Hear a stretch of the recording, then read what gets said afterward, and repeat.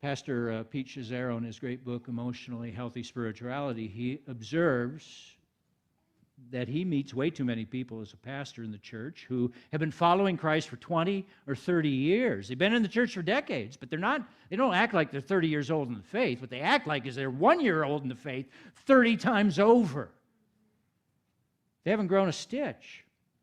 Philippians 1:9 says, let your love abound more and more. That's how love should evolve in a marriage. More and more. Why?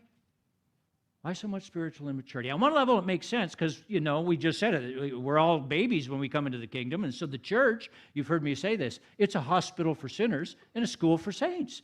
And you look at any church, your average size, you got spiritual babies and spiritual toddlers running around, and that's how it should be, and it's great. We're not asking why is that the case. What we're asking is why have people who've been Christians for 20, 30 years, why are they in this place? Pastor Pete says, in answer to that question, I don't have to look any further than my own heart, he says. And he begins chapter 1 in the very first page by telling a story of being 10 years into his life as a pastor, and because of his immaturity, because of his lack of spiritual emotional health, he almost lost his daughter. Why is that? It's like the Bible says.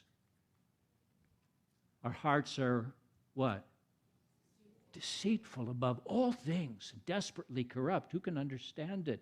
And when the Bible speaks of my heart, when the Bible uses the word heart or soul, what it's referring to is everything that's in the interior of my life, everything you can't see. My mind, my will, and particularly my emotions. That's the heart.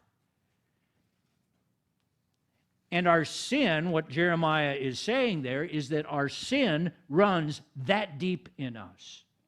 It infects everything. And so our sin exacts a heavy price. Our sin cost Jesus his life. And overcoming our sin will cost us also. If every level of our being is overrun by sin in some fashion, then Jesus, the great physician, needs to come and heal me at every level of my being. Yes? We're like an iceberg, Pete Scazzero says. Most of us are clueless what's going on beneath the surface in our hearts. We're like an iceberg where, you see the top 10% of the whole thing, but if you've ever seen a real iceberg, 90% of it is under the water. You can't see it. That's like us. It's like our hearts. And most of us only see the top 10% of us, and most of us only work on the top 10% of us, because we certainly don't want anybody seeing what's visible and assuming that I'm not a real good Christian, so that's where we work. But we're clueless to what's going on with the other 90% of us. Pastor Pete writes of what he was like before the Lord began to heal him.